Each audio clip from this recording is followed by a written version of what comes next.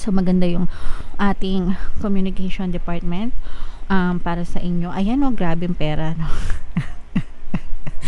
So sabi ko naman sa inyo guys, yung 2023 nyo talaga mas maganda compared sa 2022, and talaga nararamdaman natin yung magandang pasok ng pera pa sa inyo. So ito guys, ano din to sa inyo, no? Good karma din sa inyo ito ng nasa taas. Kumbaga parang aginaldo din sa inyo ito ni universe, kasi nga naging masipag kayo, naging masikap kayo sa buhay nyo, hindi kayo tatamad-tamad, hindi kayo pabanching-banching lang, talagang hindi nyo inaaksaya yung mga oras at pagkakataon na binibigay sa inyo.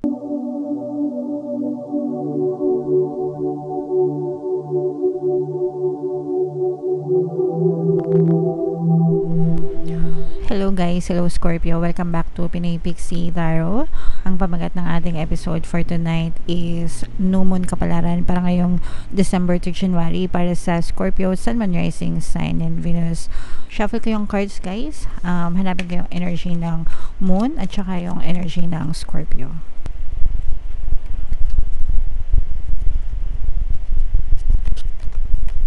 So ito yung energy ng Moon mga kapixie. Ngayon naman hanapin natin yung energy ng Scorpio. Ito guys. So, Scorpio, kayo ay represent ng Queen of Cups sa ating spread. Ito yung combination guys ng positive and negative energy. General reading lang guys. Pwede mag-resonate, pwedeng hindi. Yung new moon ngayong November or December mga kapisi ay sa December 12. Tapos yung next na new moon naman guys ay sa January 11 mga kapiksi. So, ang reading na to ay para sa period na yan mga kapiksi. Angel number 777 guys. So check nyo yung ibig sabihin yan. Baka may additional na mensahe sa inyo. Ang inyong mga anghel gabay.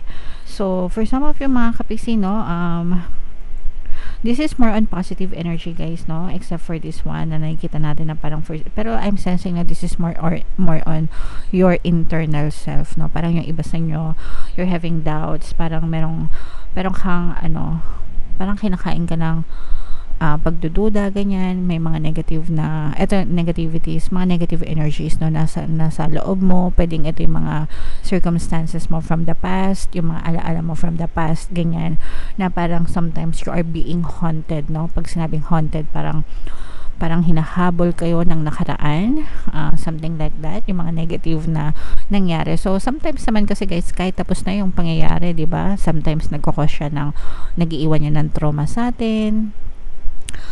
Kapag naaalala natin yung mga nakaraan, di ba, sometimes natitrigger tayo ng pagkanega, ganyan. So may mga ganong episode kayo sa buhay nyo mga kapiksi na na-experience nyo yan. So dasal lang guys, no, and meditate and focus on yourself, no.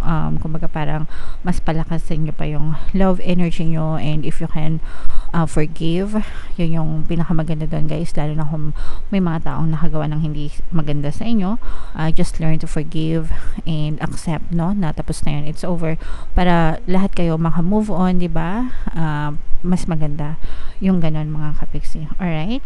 And then yung iba na, ito naman guys, nakikita natin na talagang sobrang sipag nyo guys, grabe.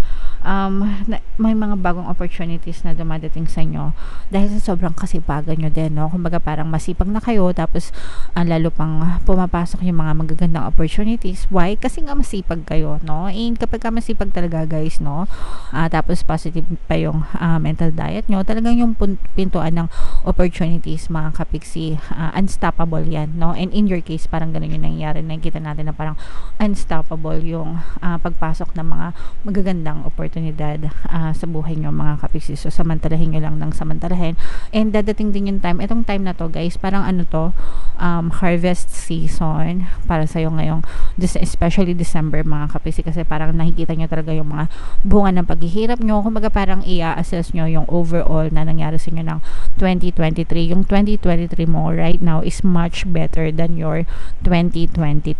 Okay? So i-comment nyo sa baba guys kung naka-resonate kayo siya, na kung talagang mas maganda yung 2023 nyo kaysa sa 2022 nyo mga kapiksi. And kung feeling nyo naman hindi pa rin, parang na-stuck pa rin, don't worry, kasi meron pa namang 2024. So habang may buhay tayo, habang may pag-asa tayo, and you just have to work on improving yourself mga kapiksi. Hindi yung kasi alam na natin guys, no, given na yun, masipag kayo magtrabaho, masipag kayo magdasal, pero ang kailangan nyong i-improve is yung mindset nyo mga kapiksi, okay?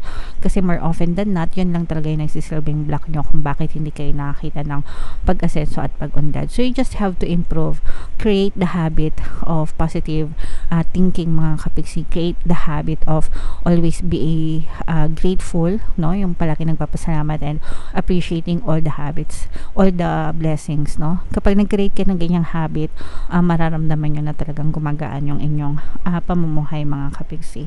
Kung kayo ay LDR guys, no, nakikita din natin na talagang lalo pang lumalalim yung inyong relationship sa mga LDR dyan, kasi maganda yung inyong connection, lalo na pagdating sa inyong communication guys, no. So maganda yung ating communication department para sa inyo. Ayan, grabe yung pera, no. So, sabi ko naman sa inyo guys, yung 2023 nyo talaga mas maganda compared sa 2022, and talaga nararamdaman natin yung magandang pasok ng pera pa sa inyo. So, ito guys, ano din to sa inyo, no? Good karma din sa inyo ito ng nasa taas. Kumbaga parang aginaldo din sa inyo ito ni universe, kasi nga naging masipag kayo, naging masikap kayo sa buhay nyo, hindi kayo tatamad-tamad, hindi kayo pabanjing-banjing lang, talagang hindi nyo inaaksaya yung mga oras at pagkakataon na binibigay sa inyo, and pati yung mga blessings, hindi nyo din siya inaaksaya. Kaya naman, more and more rewards pa yung natatanggap nyo from the universe mga kapiksi. And i-mind nyo na yan guys, no? And yung iba sa inyo guys, talaga may mga bagong opportunities pa na maaring dumating sa inyo in terms of money na mas lalo pang magdadala ng inyong kaperahan. Ito guys, nararamdaman natin yung pag-unlad, pag-asenso. Mga kapiksi, kung kayo ay napapagod, pwede kayo magpahinga guys. Kasi yung iba sa inyo parang feeling ko parang nadidrain na rin yung energy nyo kasi sa sobrang sipag nyo. Pero kapag ka ganun guys, pahinga din pag may time na equally important din yung pagbibigay ng sapat na pahinga sa ating katawang lupa and pati yung isipan nyo. Okay? Pero grabe, sobrang dami talaga ng pera, and hindi na ako nagtataka dyan guys, pag December talaga marami kayong pera, no, kasi may mga bonus kayo. And kung kayo naman ay nasa negosyo, syempre malakas yung sales nyo dahil nga maraming pera yung mga tao. Okay? So, i-mind nyo na yan guys. Mind abundance of money, mind wealth, mind riches, mind rewards, no? Ito yung mga rewards ni universe to guys. Mind good karma yan. Talaga mga good karma yan sa'yo ni universe mga kapiksi. Okay? Kasi naging mabait ka. So, continue on being good mga kapiksi, and continue on doing good intentions. Pag mababait na tao talaga, pinagpapala talaga yan ng nasa taas mga kapiksi. Alright? Okay, so comment down below, Scorpio, if feeling nga naka-resonate kayo dyan, no? So, ngayon naman guys, tingnan natin yung additional na mensahe sa inyo gamit itong deck na to. Shuffle ko lang habang sinashuffle ko to guys. Panoorin nyo muna itong video natin regarding sa ating paano mag-manifest ng abundance video course. Kapiksi, sawa ka na ba sa mga struggles at hirap sa buhay mo? Masipag ka ba at masikap sa buhay ngunit hindi ka pa rin umaasenso? Ilang beses ka na bang nag-attempt magnegosyo at mag-invest pero palagi ka pa rin nalulugi? Sa pagkakataon na ito ay maaaring may subconscious beliefs ka na nagiging balakid sa iyong pag-unlad at pagyaman. Introducing, paano mag-manifest ng abundance video course. Dito ay matututunan mong ma-overcome ang mga balakid mo para tuluyan ka ng umunlad, umasenso, sumagana, maging matagumpay, successful at maswerte sa iyong kabuhayan, pera, trabaho, negosyo, salapi at kaperahan ng bonggang-bongga. Dali, mag-send na ng email sa pinoypixitaro@gmail.com at simulan na ang iyong pagyaman ngayon. Alright, so gusto mo bang yumaman kapiksi? Kung gusto mong yumaman, umunlad at umasenso ng bonggang-bongga, mag-avail ka na ng course guys, kasi sobrang ganda talaga yan. And good news guys, na dahil Christmas season ngayon, meron tayong Christmas sale. Una, magbibigay tayo ng 10% discount, plus meron pa kayong 1 free pampaswerte subliminal sa lahat lang ng mag-avail ng course mga kapiksi from December 1 to 31. Kaya mag-avail na kayo habang may sale tayo. Meron din tayo guys, email coaching, manifest your desires using the law of attraction. If meron kayo mga specific na gusto nyo manifest, pwedeng love and relationship, money or career guys, pwede kayong magpabook ng email coaching session with me. Mag-send lang kayo guys ng email sa pinoypixitaro@gmail.com. So, ito mga kapiksi, grabe. Ayan o, yan yung message para sa inyo. Take time to breathe out. And yan yung sinasabi ko sa inyo guys, kasi yung iba sa inyo, parang feeling ko exhausted na kayo. Pag sinabing exhausted, pagod, no? Parang feeling ko pagod na yung katawang lupa nyo, mga kapiksi, sa kakakilos nyo. Baka pati yung isip nyo, mga kapiksi, no?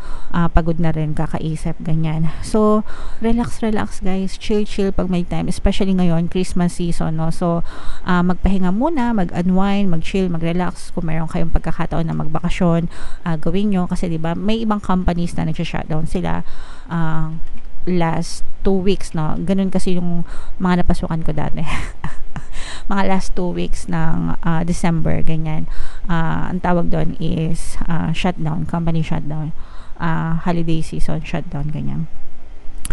So, kung may mga ganun sa inyo, 'di ba? Samantalahin nyo, magbakasyon kayo, ganyan.